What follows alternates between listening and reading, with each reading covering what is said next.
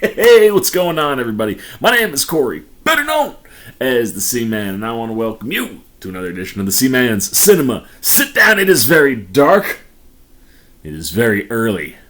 It is very much a Wednesday morning, and that means there's only one thing to be watching and talking about. And no, I'm sorry, Marvel fans. For me, it's not Miss Marvel. We'll get there eventually when I have some free time. But for right now, there's only one thing I'm getting ready to watch. If you don't know what's going on here, why don't you pull up a chair, take a seat. We are getting ready to take a watch and then dive in, spoiler-filled, into Obi Wan Kenobi Part 5. That's right, folks. We are down to the final 2 episodes. And while this week's is a little bit longer than last week's, we get 4 additional minutes. So a little bit closer to like 38 rather than like 33 or 34 minutes long, which was a massive issue last week. And my friend and Britt and I talked at length during and then after the episode about how there are lots of good things in last week's episode that we liked. I think from an overall wide-ranged, story perspective, a lot of elements in last week's episode that were really popping. But because the episode was basically a half hour, they didn't really quite completely feel earned. You know what I mean? Like, we got that Obi-Wan training montage that we were talking about, except it was Obi-Wan just doing some force work, doing some lightsaber work in the course of the mission. And while all that stuff was cool, it didn't quite connect because it didn't feel like it was 100% earned, because it felt a little rushed. And there was a bunch of stuff like that. As you can see, I am by myself. Unfortunately, our good friend Britt is not feeling too well this morning, so she is passing on the 3 a.m. watch-along, but she will be back to join us for our spoiler discussion. So I'm not going to dive too far into Part 4, because we'll obviously do what we missed from last week. But the one other thing that I don't think we really talked about a ton last week was that while I like the interrogation stuff with Reva and Leia, rewatching the episode, you go back to that scene more or less 3 times. Twice in the little we just arrested you interrogation chamber, and then the actual interrogation chamber. And in an episode that ends up only being about 30 minutes long, to basically have the same scene just slightly intensified 3 times really hurt the episode last week. But for me, I think on the overall storytelling, I'm really digging what we've gotten from Reva. What I need this week is that backstory. You hinted at it 4 times in those 3 interrogation sequences, and I need to know. I need to know the answers, because I need this finale to be about Obi-Wan and Anakin. And I would like to sort of maybe wrap up the Reva story this episode, or quickly next episode. So I need that backstory. I need to know what that connection is between her and Vader, and that will probably inform us as to why she kind of is the way that she is. And it'd be cool if you could tell me that the Grand Inquisitor was alive this week. It's one of those things where Joby Harold, the lead writer, he actually, I think it's a Vanity Fair interview, where he basically had to confirm that the Grand Inquisitor is not dead without exactly saying the Grand Inquisitor is not dead, because of how much heat he's been taking for messing with canon. And he was very adamant that the team is very aware of canon, and that Rebels is far too important of a show for them to just ignore. And if you let the season play out, all things will make sense at the end. And you know what? That's a very, very level-headed, reasonable expectation, right? You write a story that's got twists and turns and surprises, and by the end of the story, everything should be exactly where it needs to. So I found that very interesting this week, that Joby Harold kind of had to do that. So some of this Grand Inquisitor stuff, I'd love to see maybe get kind of sped up or finalized in this episode, because I really want to see them focus on Obi and Anakin. While Ewan McGregor has been doing great work all season long, I think we've been getting great stuff from Hayden, but he's just taking advantage of every little bit of screen time that they're giving Vader. So I'd like to see him in full force, so to speak. That has lots of different meanings in next week's episode. So if we can wrap up the Reva Vader stuff, I think the Leia stuff hopefully also will wrap up this episode. I mean, they saved her. They're on their way out. They should be able to drop her off, and then that can hopefully lead to an Obi Wan Vader one-on-one showdown next week. So let's not waste any more time. I'm gonna probably struggle watching this episode without Britt, but very excited that she'll be with us to talk about the episode afterwards. So I am all queued up. Let's not waste any more time, and let's dive into part 5 of Obi Wan Kenobi.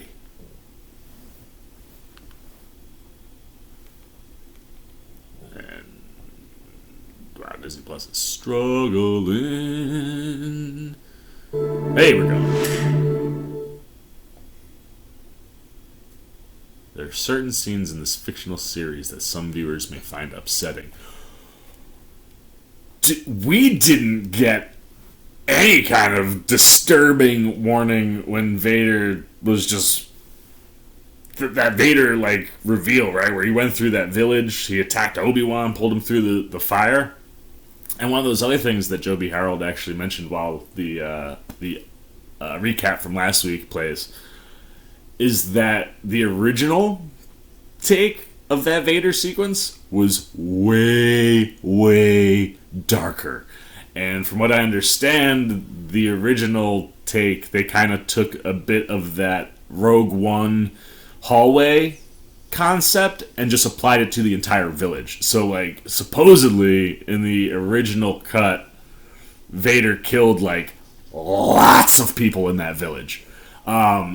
So, considering we've seen what we've seen from Vader, for this episode to be you might find some things disturbing. Ooh, man, I'm assuming we're gonna get that flashback stuff. And we're going to confirm that Reva is indeed a youngling and was the youngling that we saw at the start. So, previews or the recap is done. Poor Lola is a tracker. It's so upsetting. I love Lola. And I love that she got added into the Lucasfilm Open, as did Tala's droid. I didn't catch that last week because he was right at the top. But right there, first droid you see, I can't think of his name because he's too new. But I love that him and Lola were added into that opening. It's so much fun. Star Wars. Oh man, I'm freaking giddy, man. No, you don't. Flashback Hayden! Ah, there you are. Was beginning to think you weren't coming. Master. Yes. Good. Then maybe I stand more of a chance this time. When they gave Obi the mullet! I love it! And they didn't really de-age Hayden.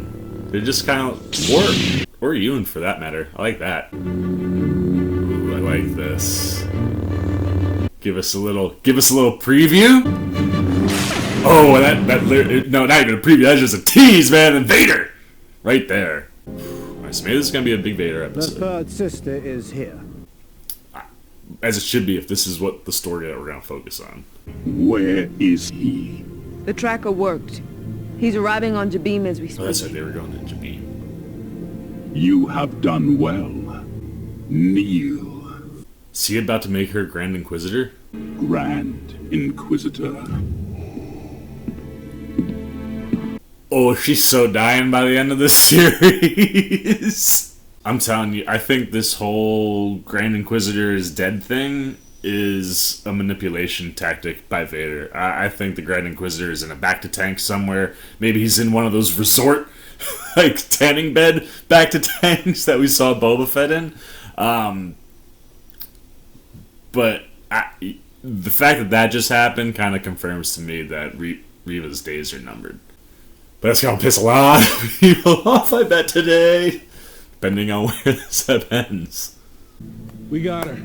Yay! Now, can we just get her home to Alderaan, please? Haja, Ah! what are you doing here? I had nowhere else to go. Right after I saw you, I got into a fight with that scary lady Inquisitor. Now I'm wanted by the Empire. Yeah. This place is a good business opportunity, though. Oh no, come on! I like that though. I like the arc that he got. If we get all these people out of here, I'll do whatever you want. They've been waiting for months. We only have a few hours.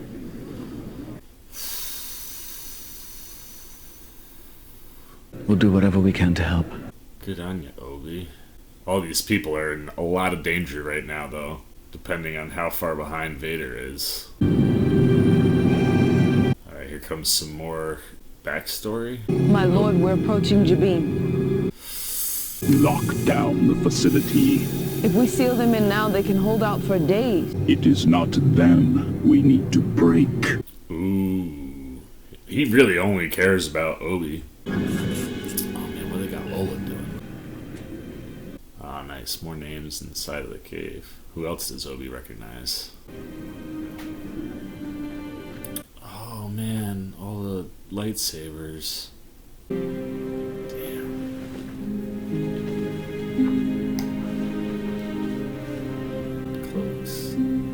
It's gotta, like, just be so heartbreaking for Obi-Wan. Man, I don't like that this tracker, like, allows them to control Lola. You know what I mean? Makes her seem like she's bad. And now everybody is trapped The controls aren't inside. responding. An Imperial destroyer just arrived in orbit above us. Here we go. Back to the preview. Oh, man, it's so good to see them lightsaber fighting. Oh, that's cool. That's a really cool. I like that. Why, you're gonna lose! Oh, it's so fun to see Hayden and him wielding lightsabers together. Launch the attack. No, man. I'm like legitimately nervous because of that like warning in front of the episode. Are they gonna kill all these people? I understand you're scared. The Empire will attack soon, but we do not need to fight them. We just need to hold them off long enough to get you all out. How much time do you need to override the doors? 3-4 hours. You have one. If we defend our position together, then by the time they get inside, we'll be gone. Love seeing Obi-Wan like the tactical strategist at work. What'll be fun is to see Obi-Wan have Anakin directly on the other side, and also seeing Anakin strategize on what to do here. So it's not just an overhead door. So you have the overhead launch, and now a main door. Oh man.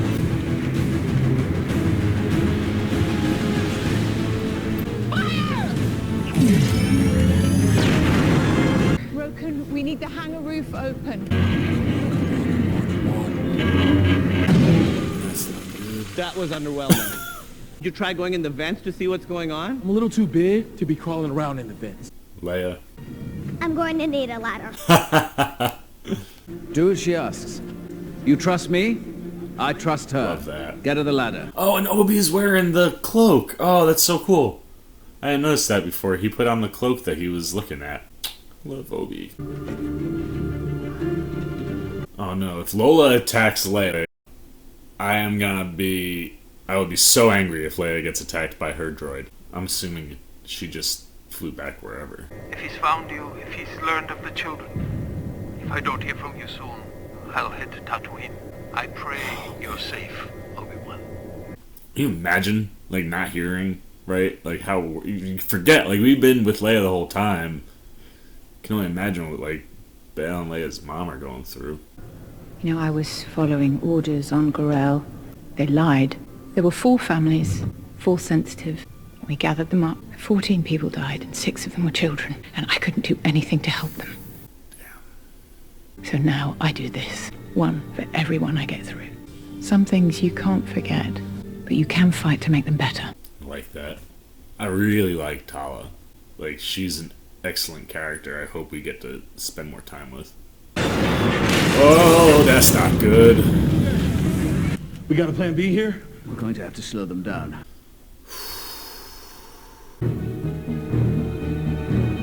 Not gonna lie, kind of wouldn't mind seeing Obi-Wan put Reva down.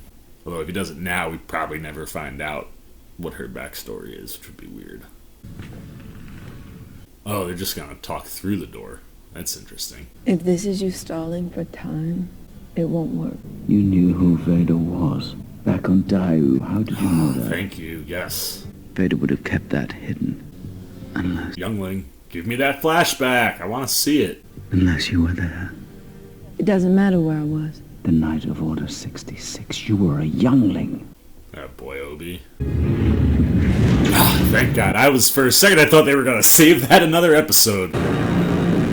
Oh, man. Oh my God! You're not serving him, are you? You're hunting him. Where were you? He was your Padawan. So this really is her going after... That's... Wow. That's fascinating. I don't need anyone. Oh, man. Maybe we do get Obi putting her down this up. Dude. Oh boy.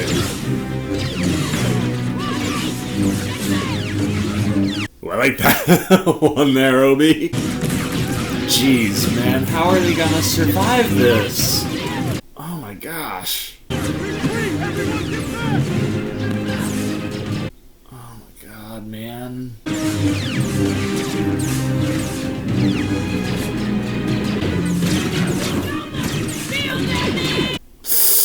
Oh my god, oh my god, oh my god, oh my god, oh my god, oh my god!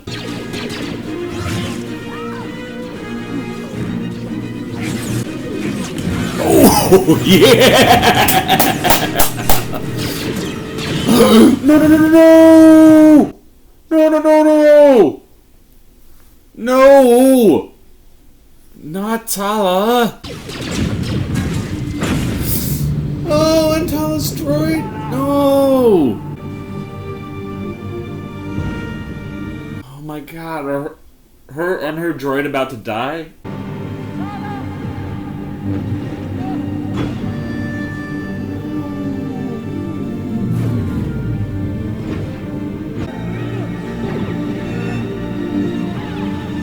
Oh my god, man.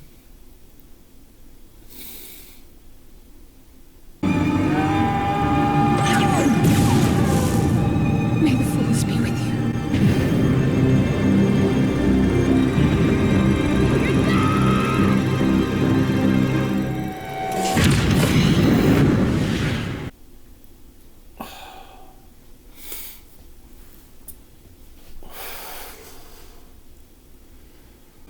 Leia, you close? She's working on it. I love that she's the one, though, that ends up saying, "May the Force be with you," first in the show. Tell her to stand down. Kenobi is already ours. Huh. Yeah, here we go. Pick it up. Jedi level training. Oh man, it's like exactly the same. Admit you are beaten. What's wrong? It's over. I'm going back. You can't quit. I fought for too long. You can't just throw that away. He expects me to surrender. He knows I'll do everything I can to protect these people. No. Oh, that's awesome. Haja, look out for her, will you? Yeah, Raja, lightsaber. Are you gonna fight without a weapon? There are other ways to fight. Wait, he gave him his? I thought he gave him someone else's. He's going in without a saber? Seize him. Well, this is gonna be fascinating. Oh no. Dude, if Lola... I'm gonna lose my shit if Lola hurts Leia. Inform Lord Vader. Kenobi is ours. I'm bringing him to you. He's really banking that she's gonna turn. Vader's gonna kill her. Are you gonna let him do it again? What he did to you? Tell you, another master manipulator out here. What makes you think he won't see it coming? because all he'll see is me. We obviously know that that's not gonna work. Tell you, man, Vader takes his sweet time, though. Unless I guess maybe he's still up on the main ship, right? Why are they taking him back inside? I love this, though, how this syncs up with their first fight in the show. We got out. Dude, it's so good to see them dueling. Ooh. Your weapon's gone. It's over. Your need for victory, Anakin, it blinds you. I tell you, his age is informing an even better performance as Anakin there.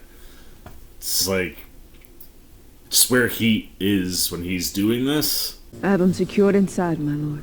I will bring him in myself. You can, like, you can feel that he's like an even better actor, obviously, than when he was a kid. So, like, the delivery there was so good. There it is. No! No! Lola? What are you doing here? Oh my god. Hi. Yay. Oh. That legit made me nervous for a sec. Even though we knew Leia's gonna be fine. Those are all the dead bodies from before. Yeah, atta girl. Time to get out of Dodge, peeps. Leia! Well done. The little girl's gonna have to grow up real fast, man, over the course of this. We need to get to the transport. Oh no, his transmitter. Vader will go to Tatooine. So Vader's gotta know that he's on Tatooine. That's fascinating. Oh, dude!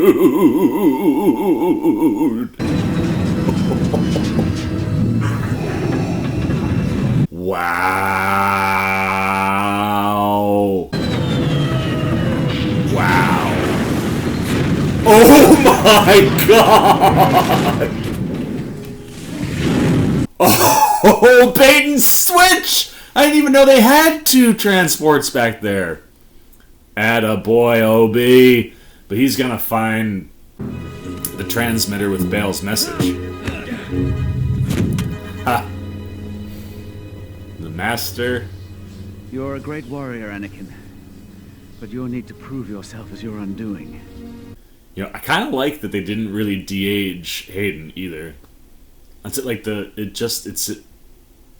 him at this age is informing the performance in such a different way as Anakin. Like even for that flashback, like it's really impressive. Well, bye-bye, Reva. Your time's done. He was wise to use you against me. Alright, so maybe we'll get a little Vader lightsaber action. Oh, he's not even gonna use his. Wow. Wow. Wow. Wow, man. Oh, dude. I freaking love this so much. No saber. He's gonna kill her. Oh, dude. Sorry, Reva. Ooh, little one-on-one duel. Anakin, let's go.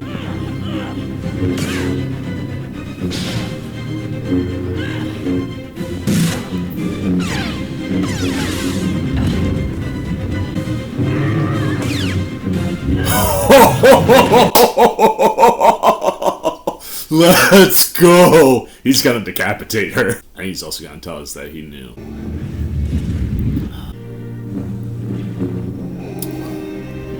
You actually saw him hit a kid there. Wow.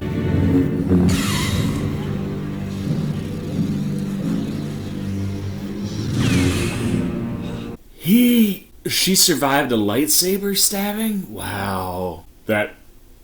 Did you really believe I did not see it, youngling? Master Manipulator. You are of no further. And there he is! Grand Inquisitor is back, baby! Hello, Third sister. Revenge does wonders for the will to live, don't you think? If anything, I think it just pushed his character more to like the one from Rebels. Was useful. Yes. Now it is tiresome. Oh, dude. Friend is so good. We'll leave you where we found you. In the gutter where you belong. Goodbye, Grand Inquisitor. Let's go, baby. They're just gonna leave her there, though. So is there a chance that Obi saves her? Or are they out? She's not dead yet. Before she dies, is she gonna be able to do something to help them? Oh, she's gonna find the... Oh. Nobi, are you listening to me? Something's wrong. So Reva's not done yet. All these people, man, ain't nobody dying from lightsaber stabbings. If he's learned of the children, I'll head Tatooine. Owen, help the boy. She'll remember Owen because of the conversation.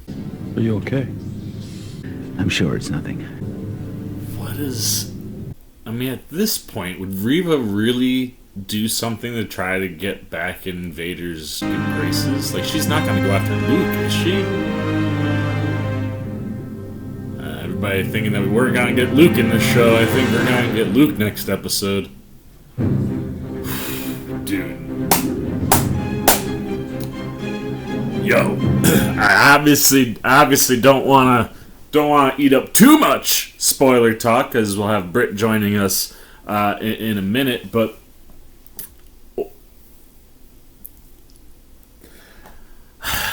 I really, really wish that these episodes were an hour long. Like, Reva telling Obi-Wan everything that happened, right? And, like, we got sporadic bounce backs, which can be effective, absolutely, you know, when you're trying to, like, you don't necessarily need to see, although they did show us, you know, Anakin hit at least one of those kids, and, like, that later one, but it's, like, it's one of those where I think it could have been so much more effective that once, like, Obi was like, oh my gosh, you were young, you were there, you saw him. If you would have just gone back in time and given me 10 minutes straight there, I think all of that, like, hits 10 times harder. And it really is a length thing for me. I am loving the overall story. Like, when you step back and you go, okay, here's this piece of, you know, the Star Wars, you know, timeline. I like all the things that they're building, but, like, you could earn some of these things a lot better if you showed a little bit more than told. Like, it definitely felt like I would have personally preferred, like, a nice long stretch. Like, even though that build up to, like, Anakin stabbing her as Vader and showing that he stabs her as Anakin, like, you could still do that, but give me, like, a little bit length. I just feel like you could have shown more than told in that scenario, and that's one of the issues that I'm having, you know, just about everything that freaking Disney Plus is doing right now. But overall, I mean, that episode was phenomenal. Once again, you get to see Vader at a power level that, like, we haven't seen him before, like ripping that ship down and literally tearing it apart. Like, that stuff was great. I mean, I loved that we got to see, like, Anakin and Obi-Wan duel, and you got to see a lot of elements from their fights, you know what I mean? Like, there was definitely stuff from the Mustafar fight, there was definitely stuff that we saw in there from that fight on the planet, like in episode 2, or episode 3, rather, like, you know, like that like this bit, like that. I loved seeing all that stuff. I loved getting to see Hayden get to play Anakin. I like that they didn't really de-age him, and like I said, it kind of informed his performance, gave it a little bit more maturity, where, like, you could really see how that kid is going to become Vader late. Like, it just, I think the age worked well. Even if even if you're sitting there and being like, he doesn't look young enough, like, the performance, I think, worked better that way. And it was really great to see Hayden, and I'm just so ecstatic to see what we get with him and Obi-Wan next episode. And the chess match that's going on with them is great. But like I said, I don't want to do too many spoilers because our good friend Britt is here. Britt, how's it going? One eternity later. Oh, it's going so well. See, man, it's just you still. Unfortunately, I thought Britt was going to be able to catch up with us on the day, on last Wednesday. But with the way she was feeling and then just our schedules, that didn't happen, and we haven't been able to sync up with each other since. So she will be on hopefully tomorrow morning. We'll do our what we missed and get her thoughts on episode 5. But since we won't get her till the finale day, I figured I should probably get these reactions and review up, and I thought I would just jump into a couple quick spoilers. Obviously, we touched on some things on Wednesday itself, just before I broke in here several days later. But the thing I really, I was really stuck on length last week, and in rewatching the episode, I still think exactly what I thought. Where I think some of the stuff with Reva and her background and that conversation with her and Obi, while it gives both Ewan, and Moses Ingram really good moments to show off what they can do as actors.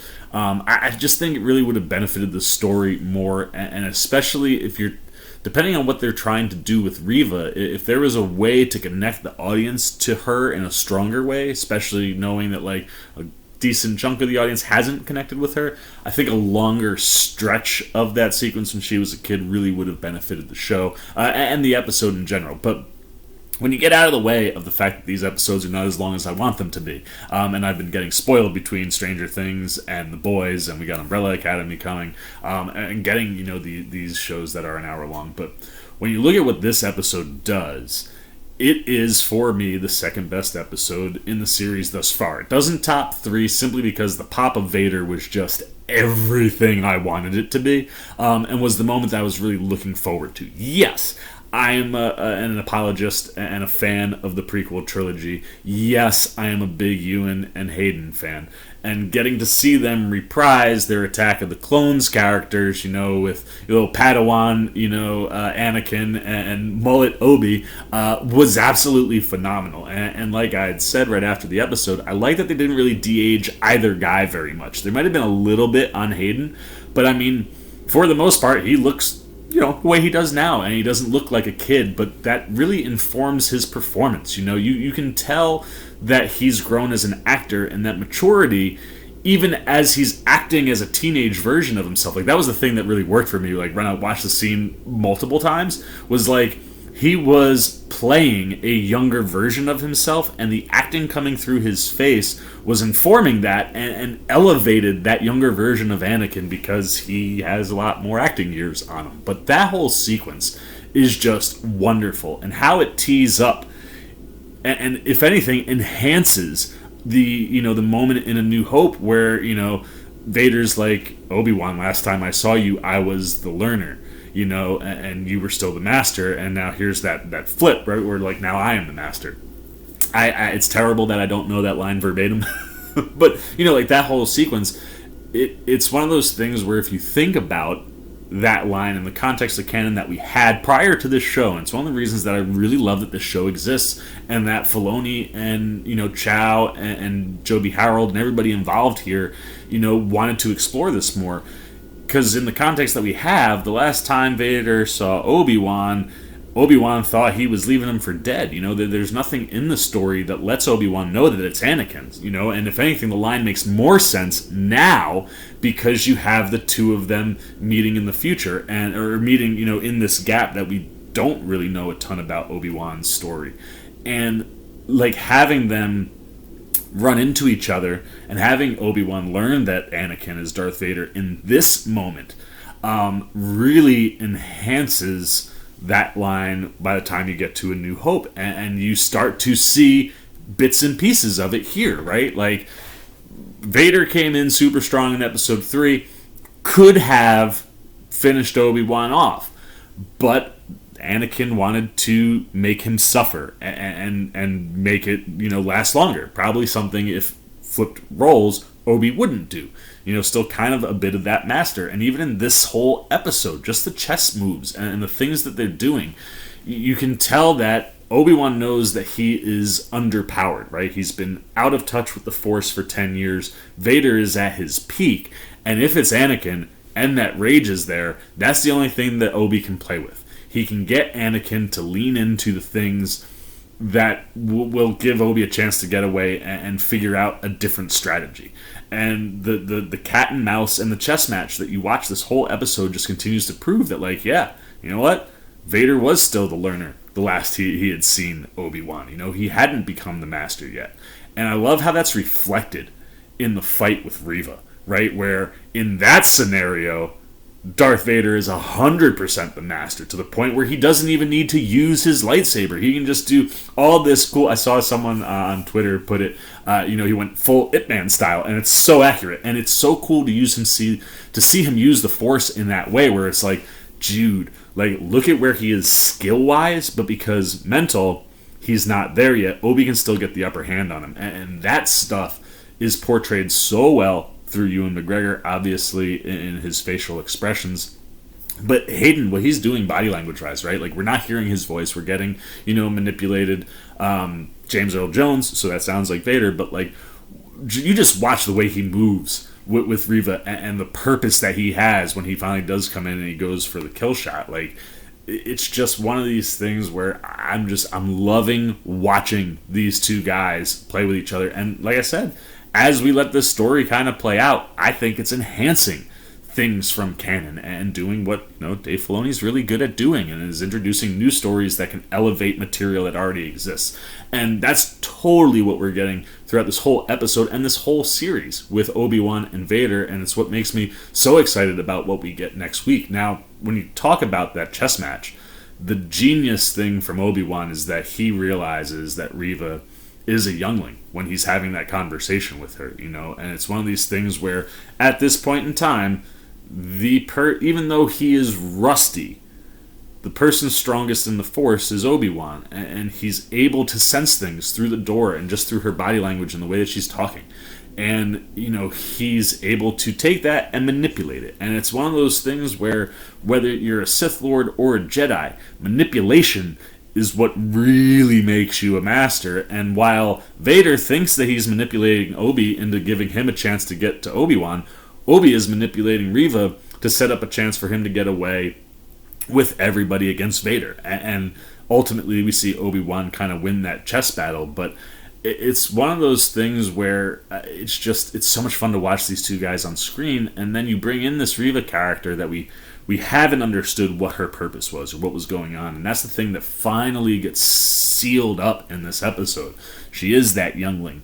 She did see her friends die. I mean, we see Anakin make contact with a kid. It's quick, but you see that kid hit and go down, and then you cut, and it's like that brutality. And then to sync it up, like you do at the end, where you see that he stabbed her and she survives that somehow, and then lives with all this hate and wanting of revenge. That's really pushing her. And it's one of those things where I kind of figured that was some of it, but it was like what would have positioned her to be in the Inquisitors, and like kind of seeing how that ends up playing out. It's one of those things where I would have liked more, some like how, like I would have liked to have seen how she came, like that would have been a cool, maybe somewhere in the I don't know where in the episode, but if you had 15-20 more minutes, I think you could. This character could be so much better if she had a little bit more time to let pieces of her story breathe. But what we get from Moses Ingram in this episode, I think really, informs us on this character's motivations and what's driving them. And yeah, she doesn't come off the brightest in this episode, coming from behind on Vader. Like, that's never going to work. And as a matter of fact, this is why I love C-Maniac Nation, man. One of you guys actually hit me with like a theory or a thought on how you could have enhanced this episode, and I was like, this is actually genius. Brian Bodner Shout outs to you, homie. You came up with something that could have made everything that you might have, like, I think where most of my issues derive from in this episode is that whole bit of leading into Reva's fight with Vader, where, you know, he rips that ship to shreds. And like I said, Brian Bodner, shout out for this concept and idea, because it's genius.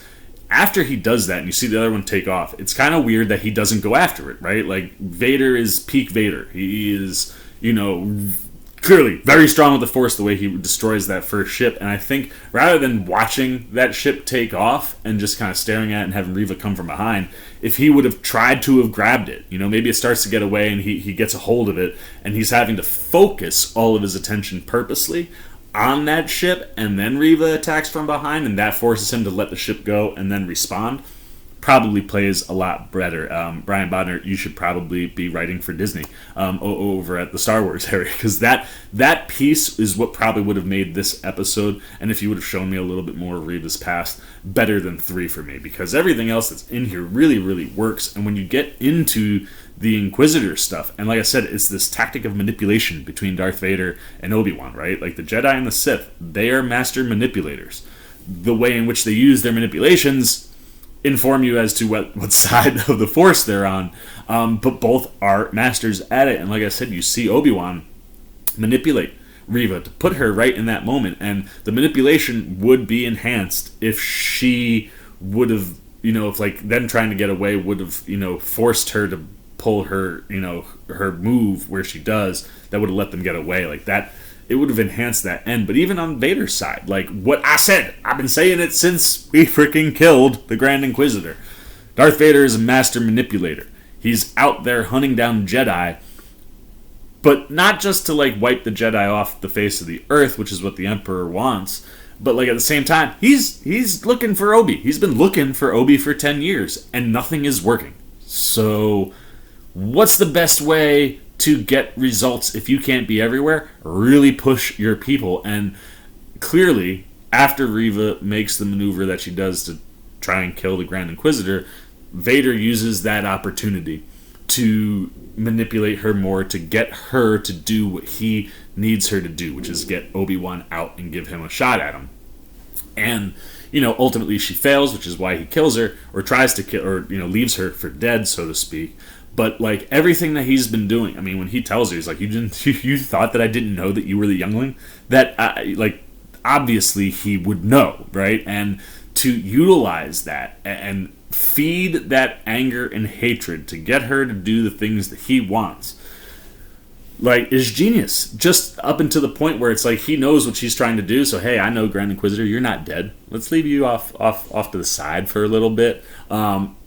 And we can utilize that to really drive Reva to be what we want. Now, obviously, that backfires because Obi-Wan gets in the way of his manipulating and you know, kind of ruins it all. But it's a wonderful way to bring the Grand Inquisitor back and to reveal, like, yeah, you were just a pawn, Reva, and Vader was moving you exactly where he wanted you at all times, and now that we're done with you, I'll be taking over. And the other thing that I love, too, here, and this is one of these things that I love about Dave Filoni, whether he's listed on the credits or not, is the way that he's able, and the way he can take stories and enhance things, right? Like, the Grand Inquisitor, I thought Rupert Friend was doing a phenomenal job those first couple episodes of really capturing who the Grand Inquisitor is. But the Grand Inquisitor that we see at the end of this episode is so much more in line with the Rebels Grand Inquisitor, where it's like, now you look at the Rebels Grand Inquisitor and you go, this moment changed this guy. This is a guy who was out hunting Jedi for 10 years and pretty much just like, look, man, we're done. Who's left? We ain't got nobody. You know, he was real chill at the beginning of this season. And with what happens to him and his interjection back into episode 5, it really feels like he's even closer to that Rebels character. And like, this is the stuff that I love about what we can do with Star Wars television and what having Dave Filoni as the chief creative officer gets you, man. Like, you are literally enhancing not just the overall Star Wars story, you're not just expanding it and delivering really good material, but you're enhancing the things that we already have. And like, that's the stuff that I love about this show. And there are some tough ones to swallow in here. I like that Leia got cut back a little bit. You were able to stick her up in that air duct and find, what you needed to open up the doors so they could fly away. But I like that we were kind of able to kind of put her to the side. I really want the focus to be more on Anakin and Obi and Anakin / Vader. I really want our focus to be there, so I kind of like that we got a little bit less of her. I like that there was something for her to do, and it was something super significant. And while it put her off screen for a little bit, so you could focus on some of these other things, I dug that she still had something that was really, really important to do. And talking about important, in cutting the episode at the top, I was like, I really like Tala, man. I want to see her and her droid more in the Star Wars universe. Give me this kind of Harriet Tubman Underground Railroad type deal for the Jedi, and having her involved in that. And obviously, you're kind of hitting a patch where it's things ain't gonna work out that well, but maybe rebuilding. There's a place for her.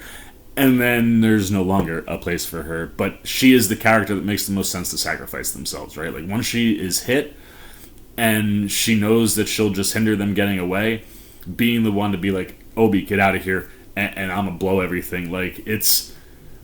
I hate seeing the character leave because I wanted more. I really think we got wonderful stuff from her. She's the character that should have done that, and it's something that her ultimate arc is something that I really dig. And if you go backwards, that's the fun thing with Star Wars, there's no timeline, we're just functioning all of them. You could theoretically tell a different story that could one day lead into Obi-Wan that could give you more Tala, and kind of show you some of that getting Jedi out. I think that would be a really fun series, and that's something you could always come back to.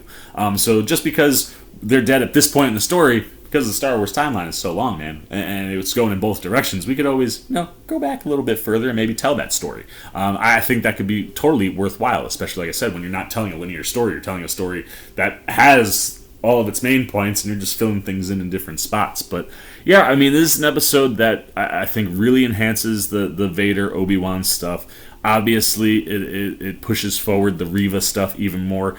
The one other issue I guess I would say I'd have with the episode is the end of Reva. It doesn't make sense that they leave her there to die rather than, killing her. Maybe they know something that we don't, where there's no way for her to get off, so she'll just eventually die. I thought that was just kind of weird. At that point, you think you would just be done with her. Let Rupert Friend take her head off, man, and give her the spinny saber deal. So that's kind of weird to me. And then the fact that she finds Obi's transponder that's got the message from Bail about Luke, I don't know what would be driving Reva to go to Tatooine to go after the other kid. And that's one of those things where now there's anything I'm never nervous, because I trust, with Filoni running things, I trust wherever we're going. But it's one of those things where it's all right, now if Reva is trying to go to Tatooine to intercept Luke and can put together that Luke and Leia are siblings, why are they separated? Why are they in these different places? You could really be playing with some messy stuff there.